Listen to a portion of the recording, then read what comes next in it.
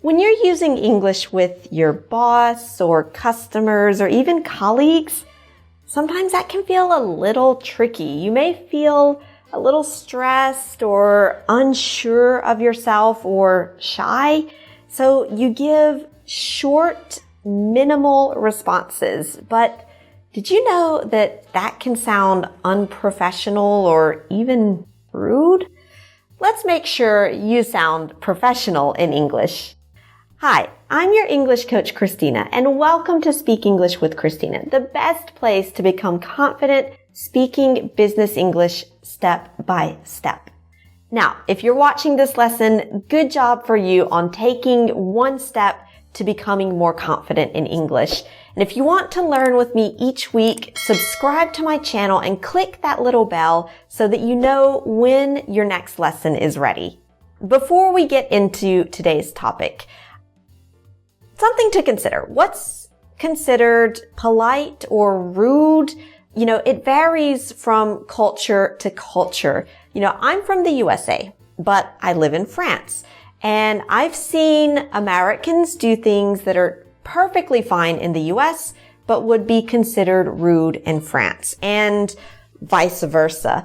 So when we're thinking about what's polite and what's rude, always have to think about what is acceptable in the culture that you're working with. But I guess a good rule of thumb, a good basic rule is to treat others the way that you would like to be treated. I think that's just a pretty good life rule in general. Anyway, let's get into the things you should never say and what you should say instead. Situation number 1 is when you don't understand what someone says. Maybe it's in a phone call or a meeting or Zoom, because all meetings are on Zoom now, small talk, conversation, whatever. If you don't understand what someone says, please don't say, what?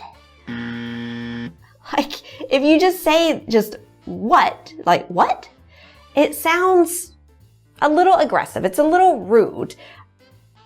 You don't want to say something also like, I don't understand your accent, or, oh, your accent, or, oh, your accent. It's extremely rude to criticize someone's accent because, especially if they've learned a foreign language, but you don't want to say anything like that ever. Another thing that you can try to avoid is, imagine someone is speaking to you and you start doing this. Honestly, I've had a student do that when I was in a face-to-face lesson. I started speaking and I saw the student going, it's a horrible, horrible feeling. So please don't do it.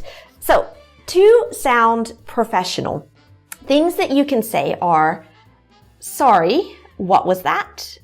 And you can repeat that with me. Sorry, what was that? Or, sorry, can you say that again? Say that with me. Sorry, can you say that again? Or, it's okay to admit that you're learning English. You can say, sorry, I'm learning English a little more slowly, please. Let's try that one. Sorry, I'm learning English a little more slowly, please. And if you don't understand, it's okay. It happens to all of us. Maybe there's noise. Maybe you're not familiar with the topic. Maybe you got distracted by your phone. Don't be afraid to admit it, but don't be rude about it.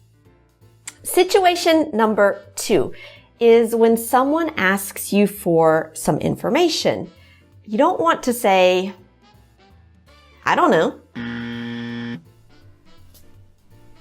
And then just leave it with, I don't know. Because if you just say, I don't know, and you stop there, it's almost like saying, I don't care. It's not my problem. I don't know, but I don't want to help you because it's your problem, not mine.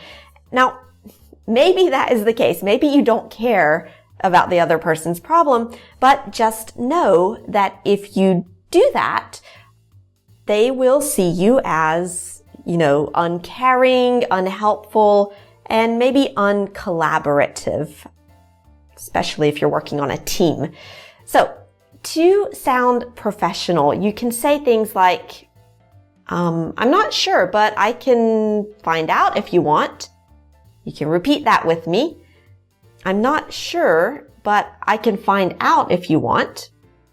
Or, I don't know. Can I look into it and get back to you? So in that one, you've got two phrasal verbs. Can I look into it? So can I research the question and get back to you? So can I contact you again? I don't know. Can I look into it and get back to you? Or, I'm not sure, but Matthew might know. Check with him. Let's repeat that one. I'm not sure. Matthew might know. Check with him. Now, it's okay if you don't know the answer, but you can still try to be helpful. Now, of course, if you really can't help the person and you're not going to find out for them or you're not going to look into it and get back to them, it's okay to say that. You can just say something like, I don't know, I'm not sure. Try Googling it. Like, try looking on the internet. Sometimes we just have to remind people that they can find the answer themselves. All right, situation number 3. Someone asks you to do something. For example, can you send me that meeting report by the end of the day?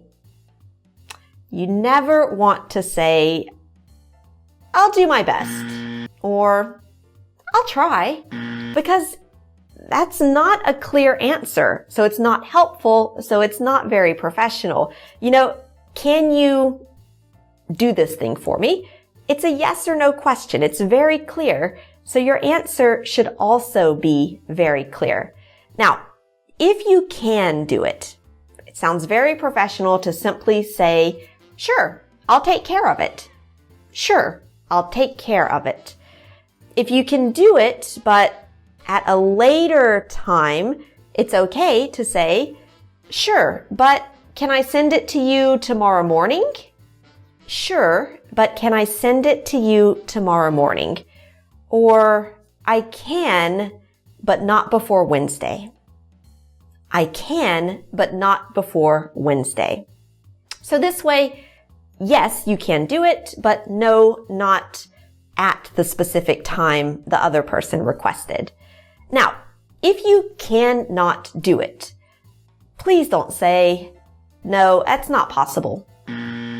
That's just kind of rude, a little unhelpful, especially if you don't offer an alternative.